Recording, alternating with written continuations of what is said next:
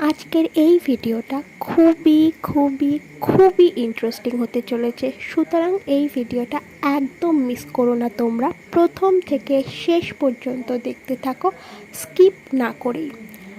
আজকের এই ভিডিওটা সত্যিই খুব অসাধারণ। আমি তোমাদেরকে বলছি, ভিডিওটা প্রথম থেকে শেষ পর্যন্ত দেখার পর তোমাদের ডেফিনেটলি ভালো লাগতে বাধ্য।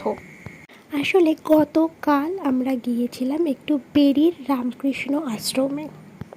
যদিও বিশেষ একটা প্রয়োজনেই গিয়েছিলাম। আর আশ্রমটা যে কি সুন্দর, ভিতরটা ঠিক কতটা সুন্দর, কতটা মনোমুগ্ধকর পরিবেশ।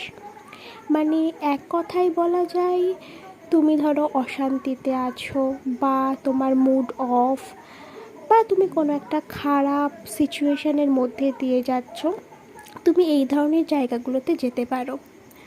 তোমার মন শান্ত হয়ে যাবে এবং কিছু সময়ের জন্য ডেফিনেটলি ভালো লাগবে। আমি ওখানে গিয়ে কি দেখলাম, কি করলাম, পরিবেশটা ঠিক কতটা অসাধারণ, আর কি কি ছিল ওখানে, আমি সবটাই শেয়ার করব এই ভিডিওটার মাধ্যমে।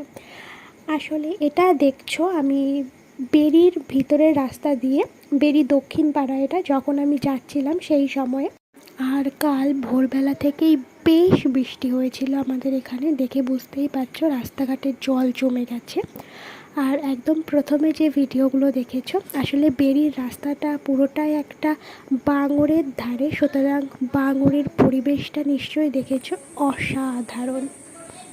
আর এই যে আমরা আশ্রমে পৌঁছেও গিয়েছি, আর এটা ছিল আশ্রমের গেট, মানে ঢোকার যে রাস্তাটা। সেই সময়ে চারপাশটা দেখো কত সুন্দর, এখান থেকেই আর কি শুরু।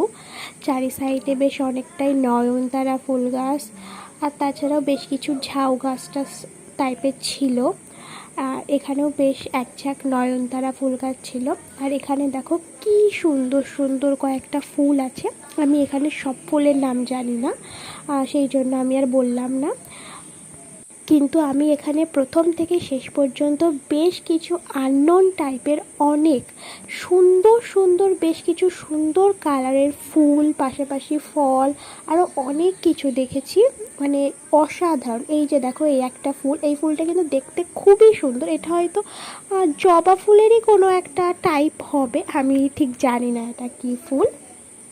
আর এই রাস্তাটা একটু ভালো করে দেখো, এইখানটায় না সারিবদ্ধভাবে একদম, মানে বেশ কয়েকটা বস্তায় দেখছিলাম আদা গাছ বসানো আছে। যদিও আমি প্রথমে বুঝতে পারিনি ওটা কী গাছ, তারপরে